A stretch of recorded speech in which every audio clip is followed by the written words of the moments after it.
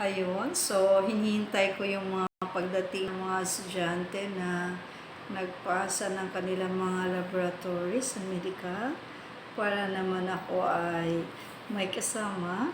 Ayun, flex ko lang. Okay. So, pagkatapos kong nandun sa kabila sa infirmary, so naglinis ako doon dahil wala pa sila masyadong estudyante. So, dito naman tayo hintay-hintay sa mga magpasa. So far, dito sa aking logbook, mayroon na akong mga nagpasa. 1, 2, 3, 4, 5, 6, 7, 8. So, may 8 na mga early, sila, mga maaga. Mga maaga na nagpunta. Sinabi kong maaga kasi nga, January 2 pa lang ngayon. Okay? So, dahil medyo nakakaantok na rin yung oras na ito, kaya ako ay nag-coffee na.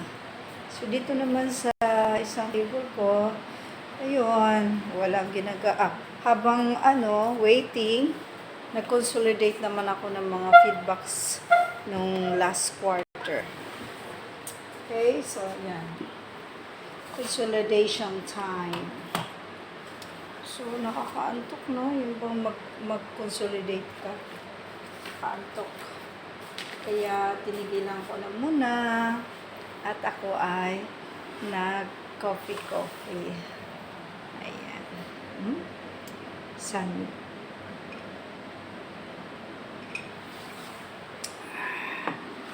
Ayan, friends. So, yun lang. Kaya, paikot-ikot lang ako dito.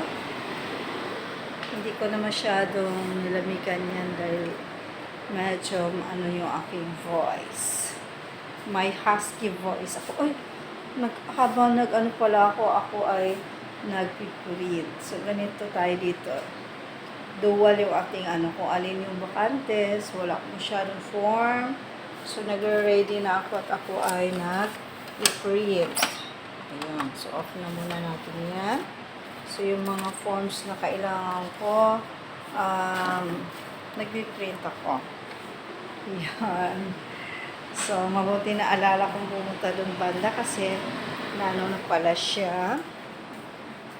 So, yung mga forms na kailangan ng mga students pagka nandito sila ay itong student health record.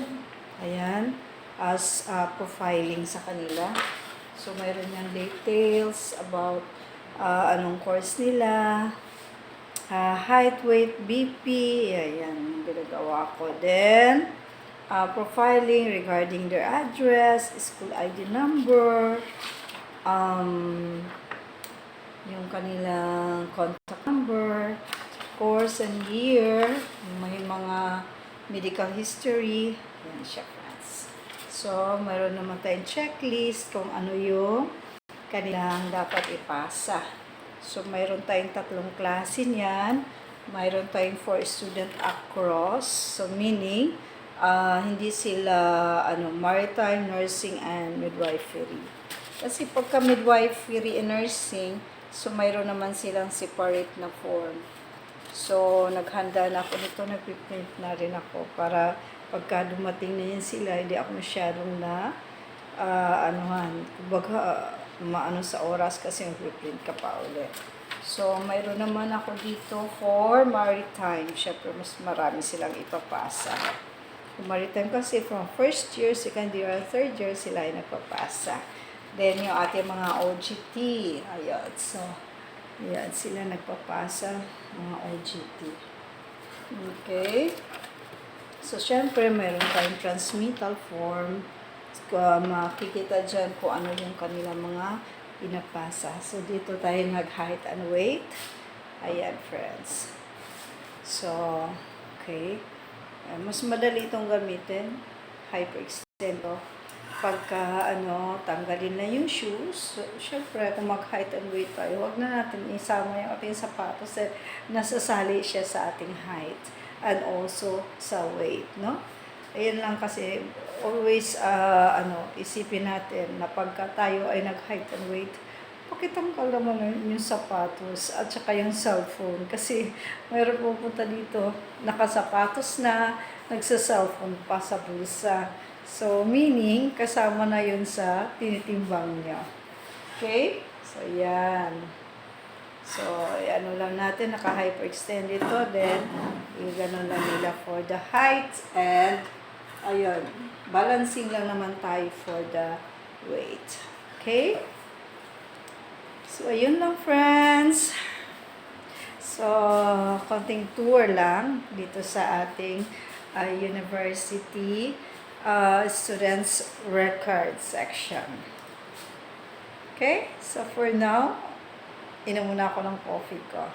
Okay, bye-bye. This is only for my reels. Dahil 2025 na, marami akong reels dyan. Okay? Ang pawala ng boredom. Okay, and padagdag ng positivity. Okay, dapat cheerful lang tayo because it's 2025.